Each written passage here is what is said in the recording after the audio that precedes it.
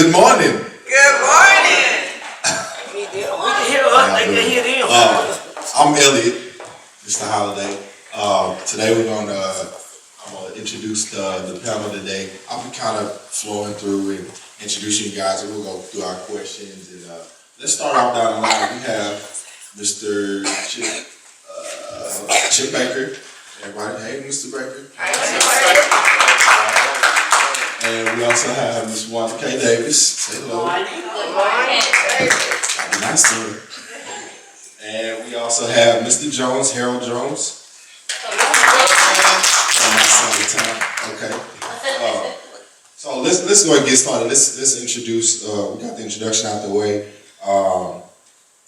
Mr. Harold. We'll start with him. He's actually a direct sales supervisor at Southern Cable.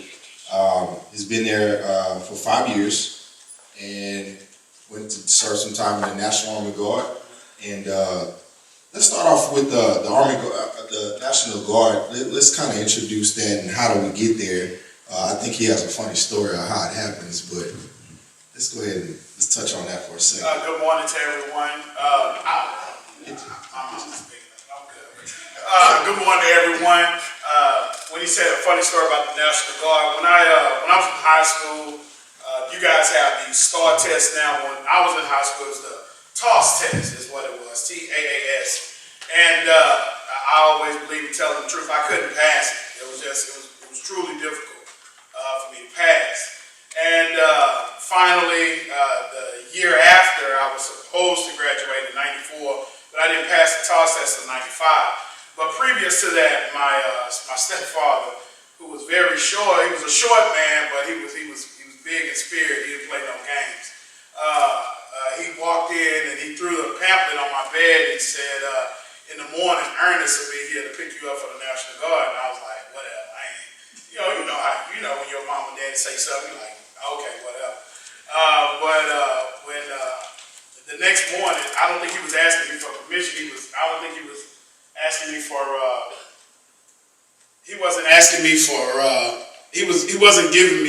asking me for permission.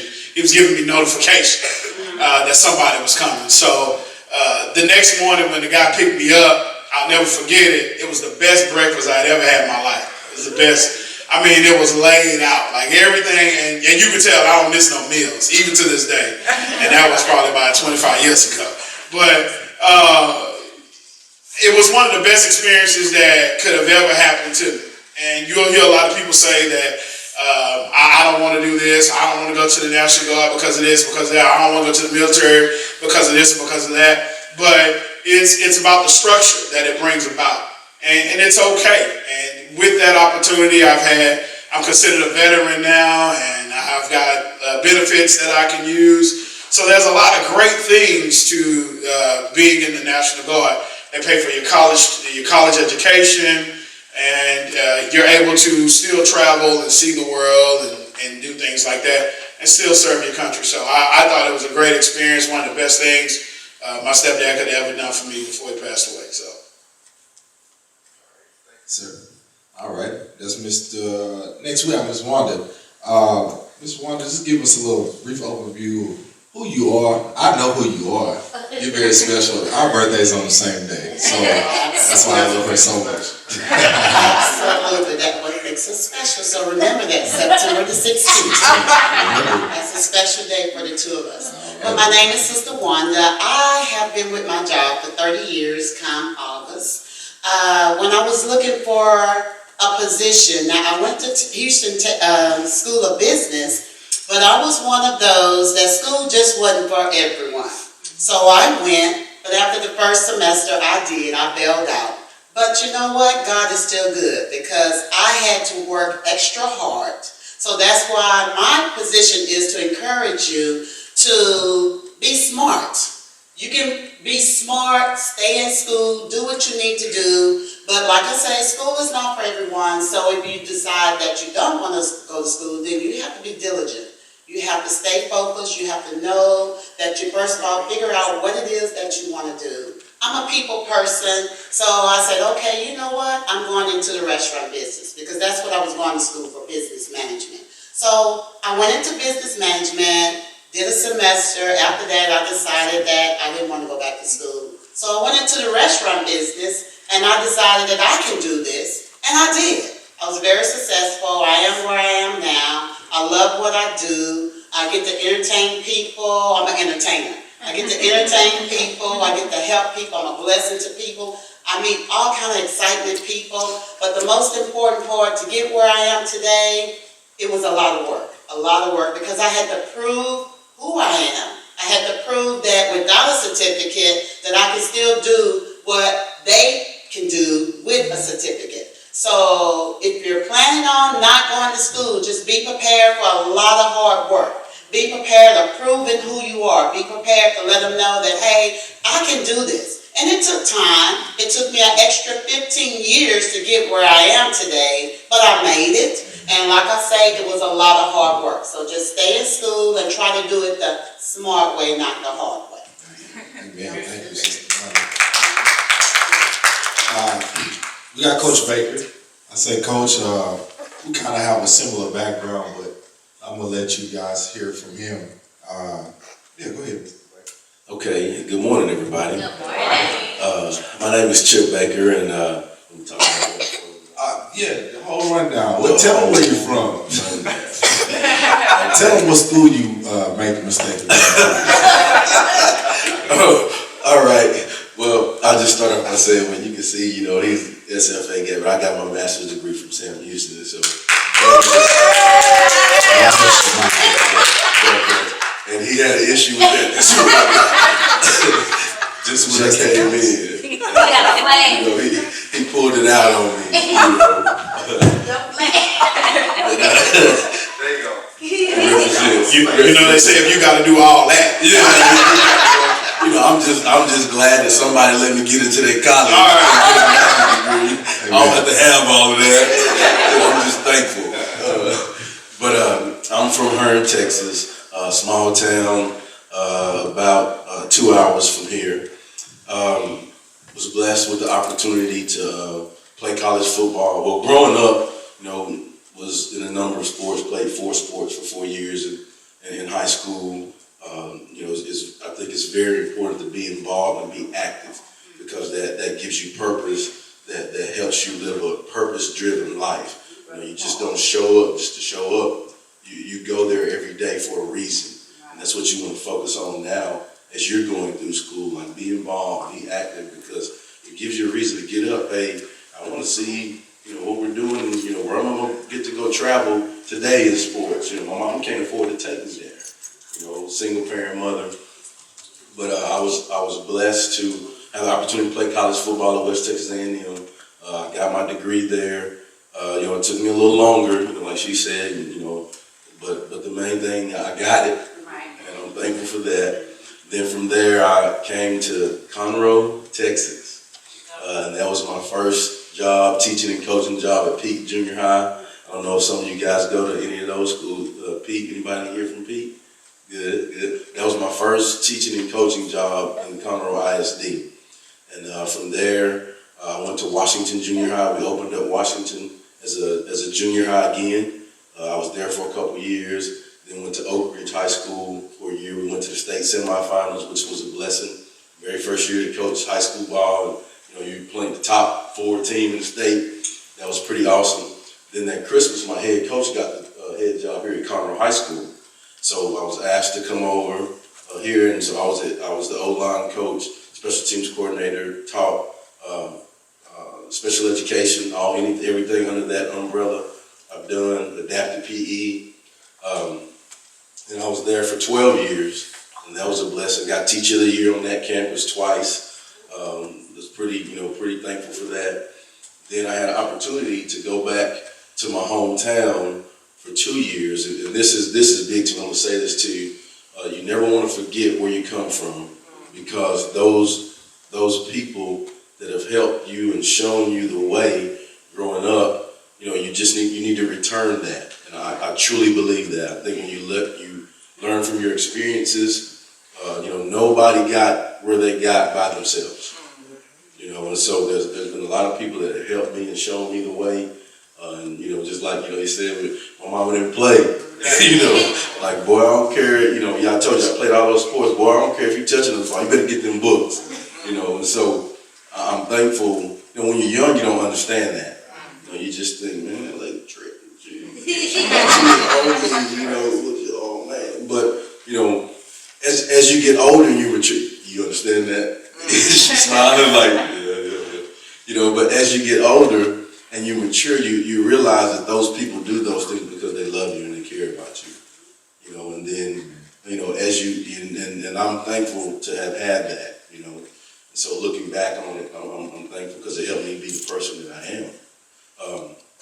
But had an opportunity to go back to my hometown where I was, you know, blessed to be the athletic director there, assistant principal on that campus, a lot of hats, tore me up, almost killed me. But it was a great opportunity.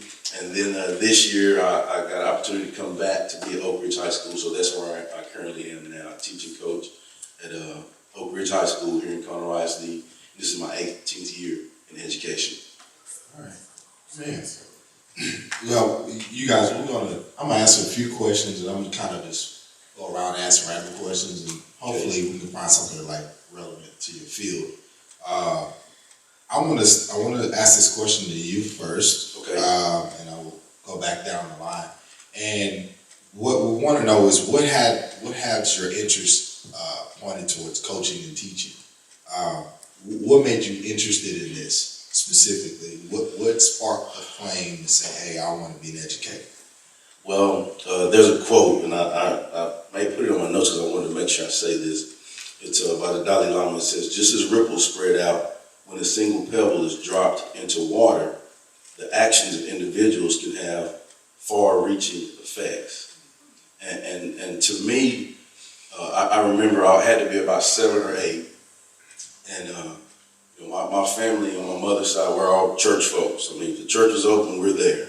You know, I mean, like from can to can, we church. You know, because my mom was a musician, my grandmother was a musician, and they were married to preachers, you know, those kind of things, as well as they were all educators.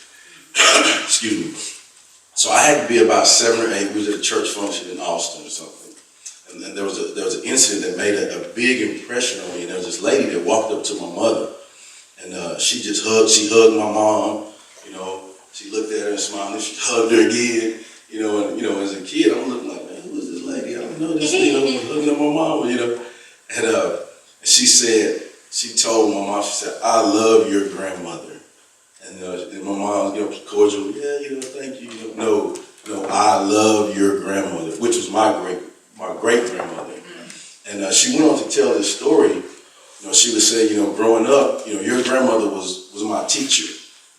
And she said, growing up, we were very poor, and you know, we really couldn't afford, you know, the basic things, like even personal hygiene things. And I was missing school, and your grandmother, she cared about me so much that she asked me, hey, why you missing school? You need to be at school so you get your education. You know, and I want to help you with that. And you know, at first she didn't really say, but then she found out, like, you know, I'm embarrassed because, you know, I don't have the things that I need to be able to go to school. Well, my great grandmother took, you know, she bought her the food that she needed, and she said, you know, she bought me a coat. You know, she bought me a coat so that I could go to school and I wouldn't be cold. You know, and she said that meant so much to me to have somebody that cared about me. And so from that, I would do whatever that lady told me to do because I knew she cared about me. And so, you know, when I say the ripple effect, to me, I wanted to be a part of that too. You know, and so, you know, fast forward, you know, it'd be places we go out and, you know, with my mom, you know, it'd be some of her students would see her and she wouldn't even see them and they would smile. I mean, like, just genuinely smile. You know, and I knew that showed me that, hey, she made a difference in their life. And to me, that was my reason why. And I just wanted to be a part of that. And, you know, God is blessed. You know, now it's my great-grandmother was a teacher and retired. My grandmother, my mother, they all were long-time teachers and retired. And now my sister and I, we're teachers as well. And my sister, she's here, Alicia Thomas, she's a teacher at Pete. So some of you may know her, she's here. But we've been blessed as well to be able to just help somebody, and that's just our deal. Sister Wanda, I know you love feeding people because otherwise you wouldn't do it. Praise the Lord. So I want to know, what is the most rewarding thing about what you do as a manager? Okay, yeah. Definitely not the cooking, because I hate cooking. As I said once before, I am a people person, and that is the most rewarding in my position. Even with my employees, they know they have these prayer requests because they know I don't enter into the building until I stand outside the door and I pray first. Because I pray every day that I go to work, before I enter into the buildings, my prayer is that someone will see Christ in me. I want to be a difference. I want to be a light. I want to be available. I want to be there because there is so many guests that come in. And I tell the employees all the time, we're in the driver's seat. They'll say, oh my God, Miss Davis, they're in a bad mood. I say, keep in mind, we're in the driver's seat. We can make their day or we can break their day. Sometimes it's just a nice, soft, sweet smile. Sometimes it's, when I meet them at the door and they'll say, oh, you're so sweet and you're so pleasant. I say, well, thank you. That's the God in me. And then they'll say, can you pray for me? Absolutely. I'm doing it right now as we speak. My job is so rewarding. And my motto is, it's not about me, but it's about the people. Is what would, the psalmist say, always, what would God do? What would Jesus do? That is my motto. I always tell my employees, I say, think about the guests. You don't know what's going on with them. You don't know where they come from. You don't know if they just come from a funeral. You don't know if they're going through a marriage issue. You don't know if they just lost a child. We have no idea. The guests don't just come in and volunteer that information. But they say, Miss Davis, is something about you. The guests just open up to you. They tell you all their business. So when the guests leave, they'll say, so what happened? What happened? I said, oh my God, you know what? They just lost their mom. We knew you knew. Because I'm sensitive and I always put myself in a position as they walk by me. I can say a prayer for them. If I can just see God give me a sense of spirit, and in my spirit something will say pray. And I just start praying for them, and it never fails. God will reveal that to me on their way out the door, or a server will come up and say, Miss Davis, you really need to go touch that table. And I'll just go over and I'll just say, hi, how are your day today? Is everything okay for you? Is there anything that I can do for you? And that opened up the door for that connection, of that spiritual connection. So I truly thank God for my position, and I know that God have me in that position for a reason. Amen. Let me interject and kind of say some things that kind of break the ice a little more for you guys.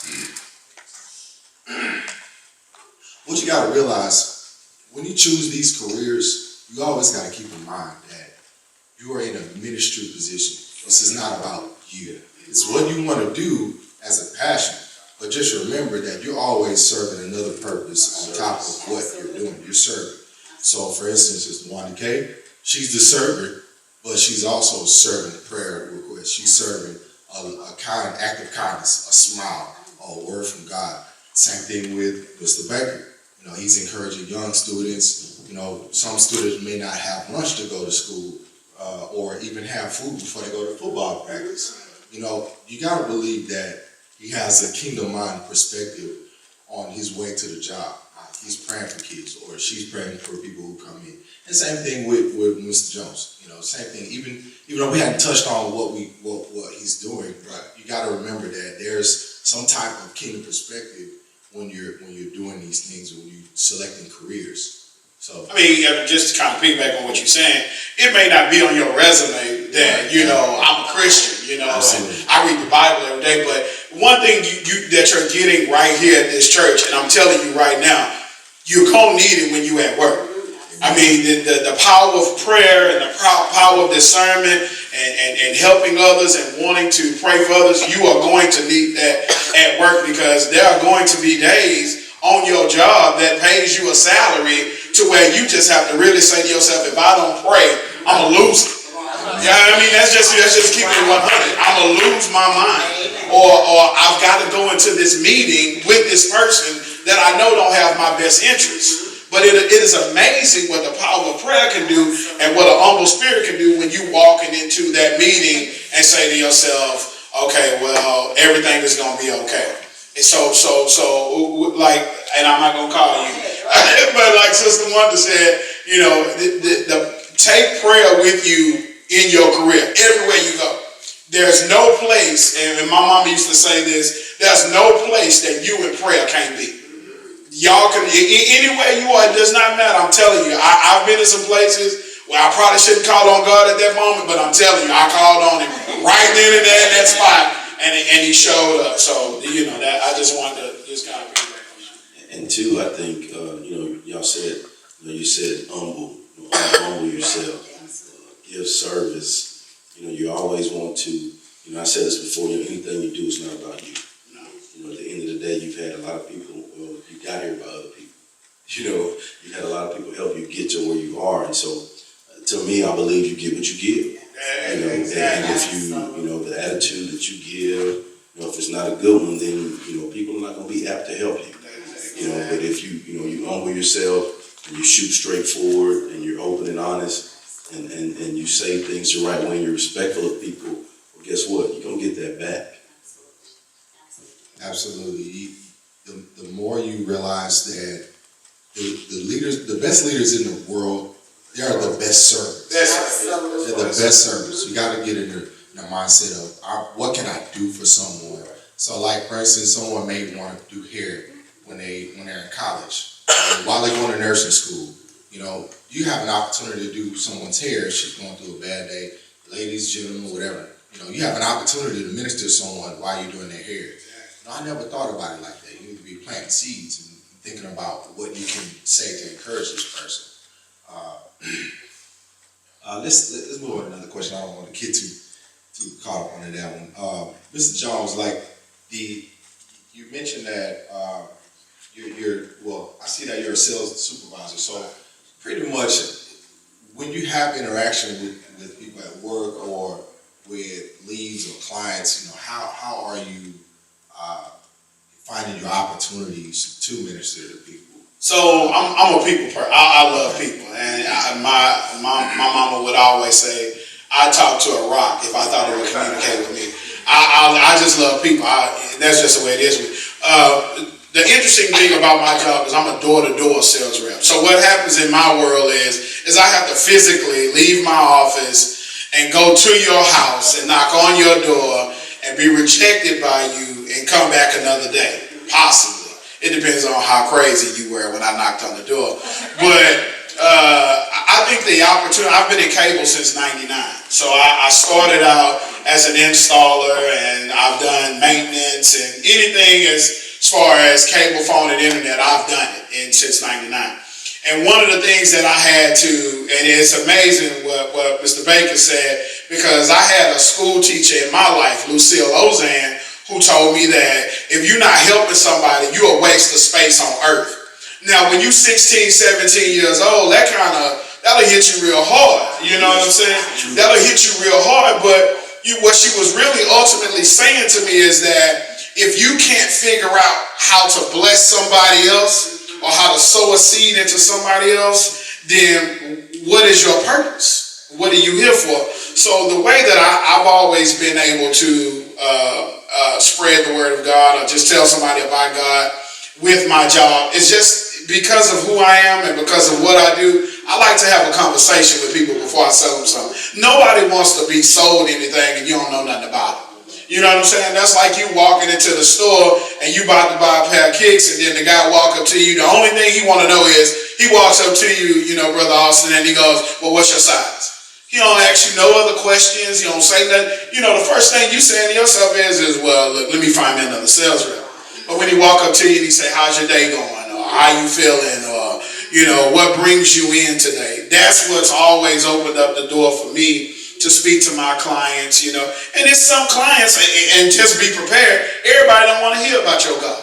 Everybody don't want to hear about the gospel. Everybody don't want to talk about Jesus. I mean, I've been there myself. I'm sure Brother Blake, I don't want to hear nothing about God right now. I'm mad, I'm frustrated, but every opportunity you get to bring God into the conversation, bring him in.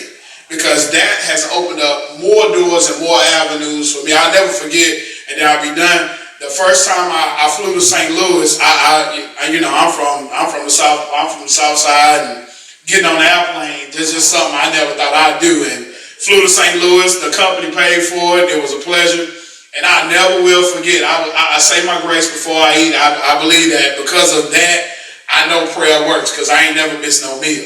But because I pray for my food before I eat, I pray for everything now. But I never will forget this. I was in a restaurant, 5-star restaurant. We having a good time, everybody dressed up. And I dropped my head to say my grace, and I was there for like 3 minutes. And God had just like zoned me out. I began thanking God for the opportunity and the moment.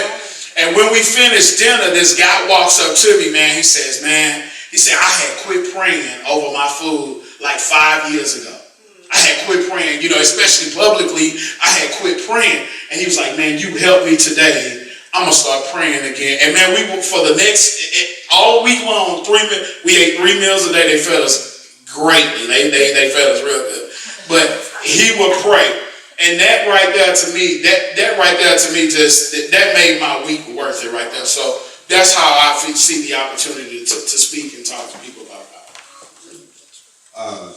Sister Wanda, what other positions have you held that you would want to do besides management? Have you ever? Yes, before I became a manager, and it brought back some memories when he was saying about, because of who you are. Before I became a manager, then I was a salesperson, then I was a server, and I started out in kitchen, but I had to work my way up, and then I became a trainer, which with my company allowed me to travel all over the world, just opening up, setting up Olive Gardens, and that was something that I really enjoyed doing because I get to travel for free.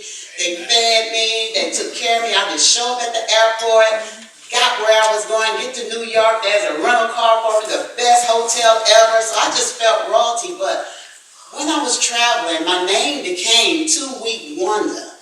Because they said that when I got there, I'm like him. I'm praying, I'm doing everything that I've always done. I'm not changing who I am. I am who I am.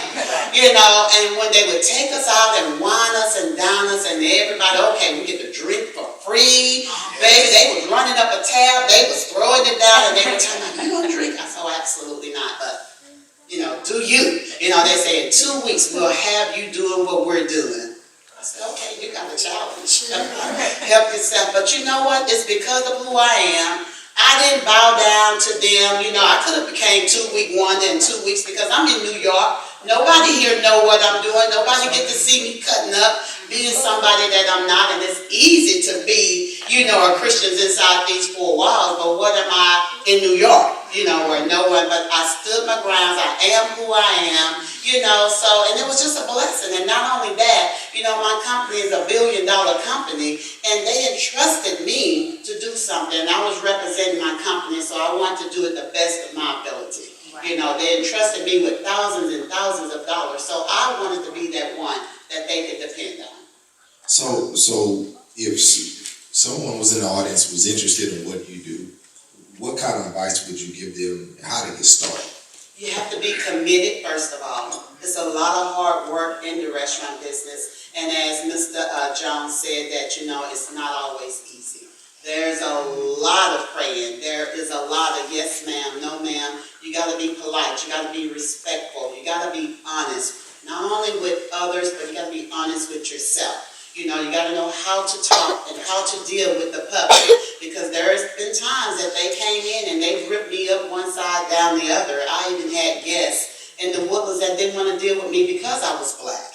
But you know what? And when my employees would come to me and say, oh, no, not you, Ms. Davis, they want another manager. I say, no. I say, I'm the manager on duty. I'm running the front, so what's the problem?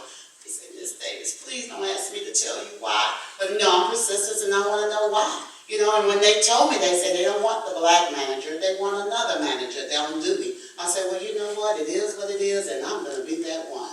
I went to the table. By the time I left that table, I had them crying, hugging me, and I just did it with kindness. Hi, my name is Wanda. What can I do for you today? I'm here to help you, to please you. What is it? And by the time I said, oh, no, not at all. Let me take care of that. The gas in the car. You know, I have to set out my plans. You know, I have to check, you know, MapQuest or whatever it is. I have to talk, hey, you in Georgia, Florida? How you get there? You know, you need to ask and get advice from people and see those things. So to me, your life is like that. You know, if there's some direction or some place you want to go in your life, you need to do your research and ask people, you know, talk to people. You know, I commend you for being here on this Saturday morning to listen to this, because this helps you with where you're trying to get. So my deal, you know, I would start with finding out what your passion is. Like, what do you love to do? Like me, I'll tell you, in my job, I work a lot of hours. You know, I don't get paid a lot of money, you know, but I love what I do. And I don't have a problem saying that to anybody. You know, it's not a job to me. Like, I love this. Like, you know, I go to work, like during our football season, we work 7 days a week. I put my son to sleep on Wednesday. I don't see him awake until Saturday afternoon. A whole lot of people don't know that. Right.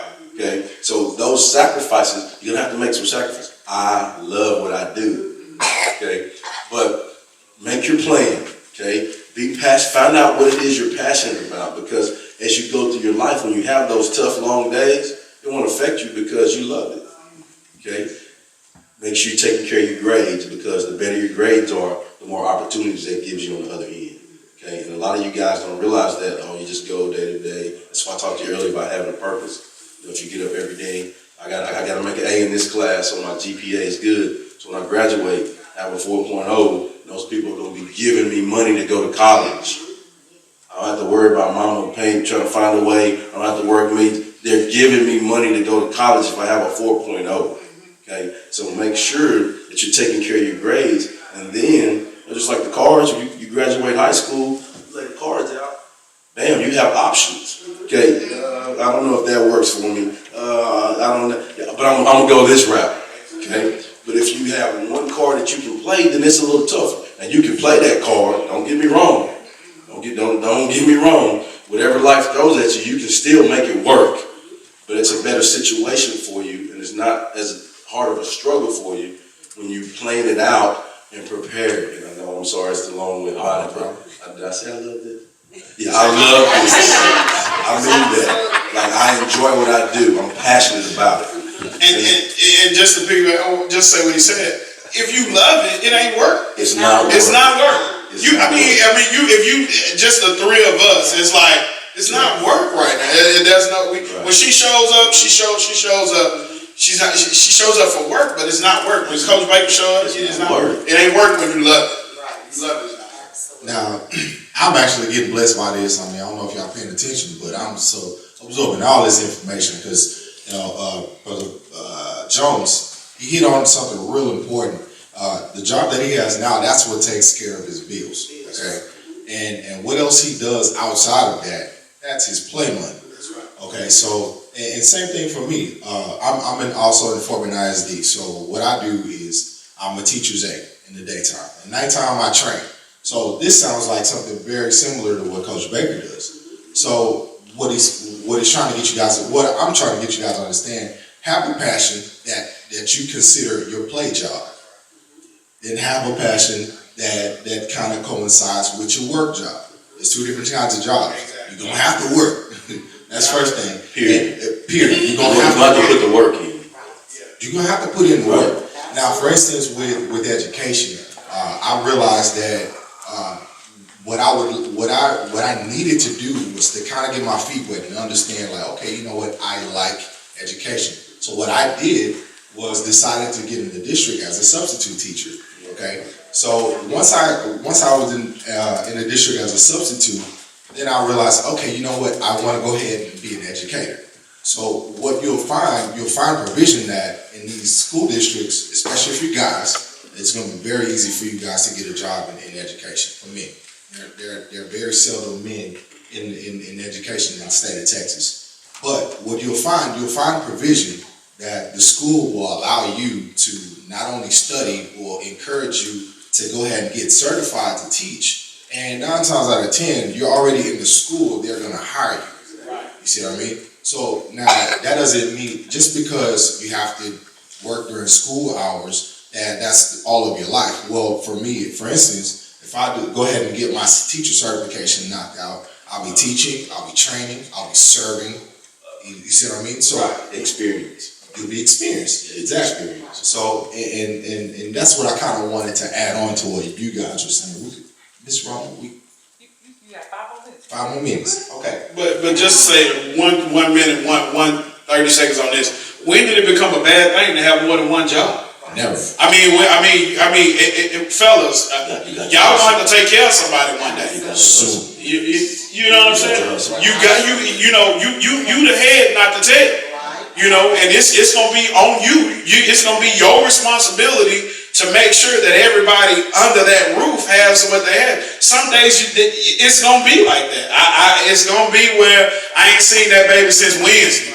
But it's about that sacrifice. It's so that someday that child will be able to tell the story of, of what my dad did for somebody else. So. And then too, like you said, experience. That was some very good advice that my father told me growing up. Whatever it is that you plan to do as far as your career, when you're young, you need to make sure that your side jobs pertain to what you want to do later, so that you have experience. So, if you take me and another guy, and we're going for the same job, and I've had some experience, and that guy hadn't had the experience, who's gonna get that job? And that's really what happened to me with my first job at Peak. They hired me, because some other people didn't have experience, or even bigger than that, somebody said, "Hey, take a chance on that guy because he's a good dude." That favor of God. Yeah, that's it. That's it. And so Faith ain't fair. It ain't fair. It's not. We're gonna go one more question. Let's see. Let's have a fun one about dress code. So what's the dress code? Let's start with Sister Wanda. What's your dress code? And I'm gonna add in one for dress code for myself also. So Okay. My dress code is business casual. Slacks, dresses, no blue jeans, no cutoffs, none of that stuff, A professional, can't be too tight, can't be revealing, because I'm going to work, not going looking. Very casual, but just you're representing. go ahead, Mr. Young. I iron every morning. What I iron is this thing you plug in the wall, get hot, and you run it over your clothes, and it'll knock the wrinkles out of it. Not the dryer. Put water in it, it's steam. I cheat. I iron every morning. By the way, if I notice his boots, and I'm gonna tell you something. Camera on his boots. My mama, I worked at a dairy company. And I was filthy every day. Every day I was filthy. And I was lazy one day, and my mama said, "Is that the way you going to work?" And I said, "Yeah." I said, "Mama, I'm gonna get dirty. Mama, it don't make no difference." My mama made me take. Now at that time I'm 27 years old. My mama made me take that off, wash it, iron it, and it's because of my appearance from that day forward that people began to elevate me. So I believe in this. What people see is what they gonna get. What they think that they gonna get. So if you give them, if you show them, if you show them nothing, they ain't gonna give you nothing. But if you show up to work, and I show up to work, Mr. Baker minus the time, it's pretty much me.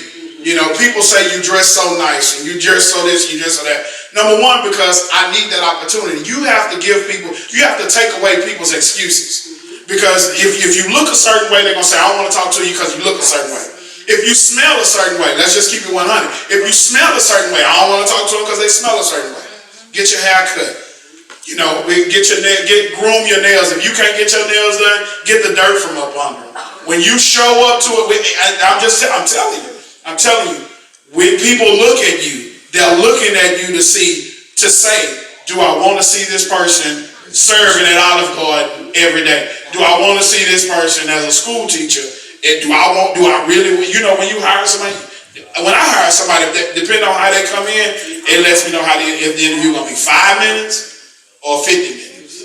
Absolutely, just to piggyback, he is 100% true, because when they come in for their interview, the minute I turn that corner, what I see is determined.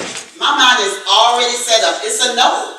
Well, I don't care how many degrees you got. I mean, it all depends on what you look like when I turn that corner. And this is Olive Garden. But what if you're going to, upper management and, corporate world? But coming in the door, if you don't look a certain way, your pants are sagging, your hair is all over your head, your shirt looks like you just pulled it out of the dirty clothes basket, you can forget it. Just keep People going. don't really show up like that, do they? Absolutely, they do. Absolutely. Some, not even so much as to wash their face. Still got sleep in their eye. But you're absolutely right. Go ahead, Mr. I believe, I don't know, I think that deal where they say, you don't get a second chance to make a first impression. I truly believe in that.